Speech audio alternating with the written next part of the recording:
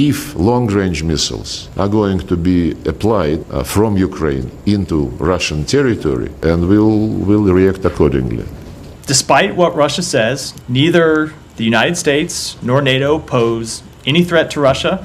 Russia's irresponsible and bellicose rhetoric will not do anything to improve Russia's security.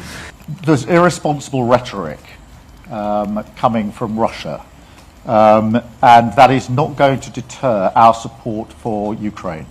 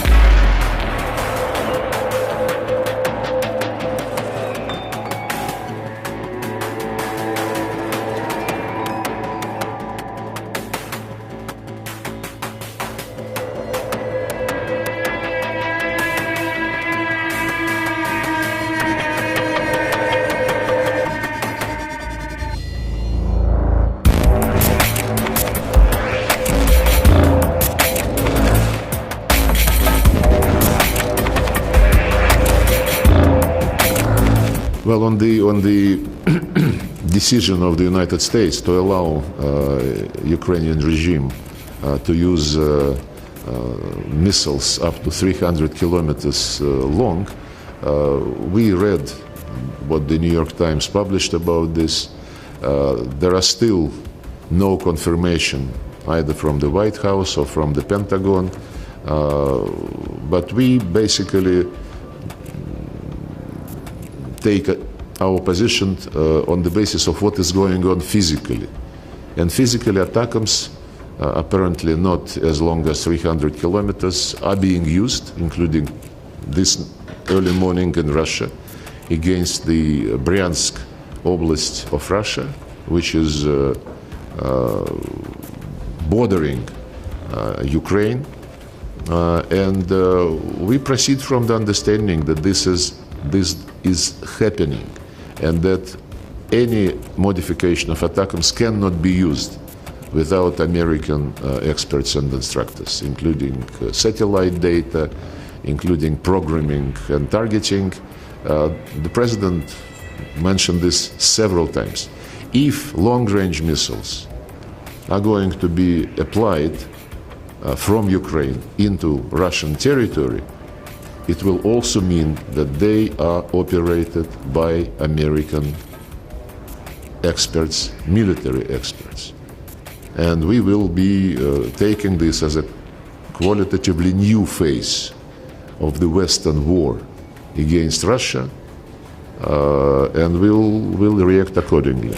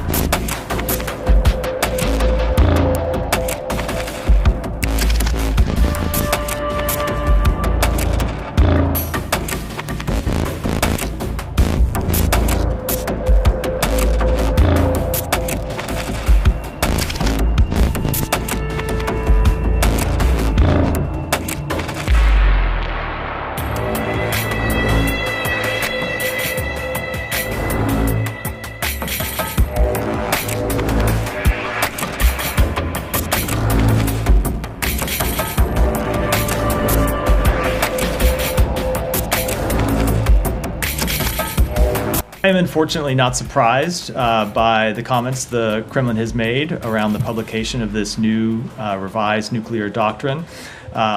Since the beginning of its war of aggression against Ukraine, it has sought to coerce and intimidate both Ukraine and other countries around the world through irresponsible nuclear rhetoric and behavior. Despite what Russia says, neither the United States nor NATO pose any threat to Russia. Russia's irresponsible and bellicose rhetoric will not do anything to improve Russia's security. We have not seen any reason to adjust our own nuclear posture, but we will continue to call on Russia to stop bellicose and irresponsible rhetoric. We are incredibly concerned about hybrid warfare conducted by Russia both in Europe and around the world, and it's something that we have been in close coordination with our European allies and our other allies and partners around the world, and we have made clear on a number of occasions to Russia that it would be held accountable for it.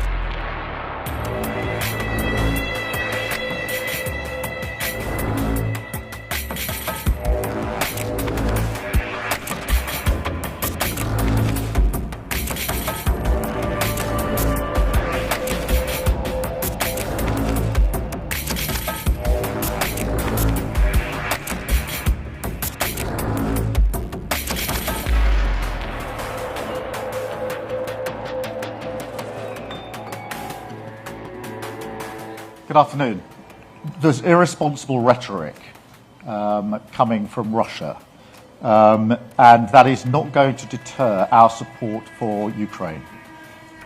We're now on day 1,000 of that conflict. That's 1,000 days of Russian aggression, 1,000 days of sacrifice in Ukraine. We have stood with Ukraine from the start, and I've been doubling down in my clear message that we need to ensure that Ukraine has what is needed for as long as is needed to win this war against Putin. The lesson of history is that the more we're able to deal with problems, the world is safer when leaders talk of sacrifice in Ukraine. We have stood with Ukraine from the start, and I've been doubling down in my clear message that we need to ensure that Ukraine has what is needed for as long as is needed to win this war against Putin.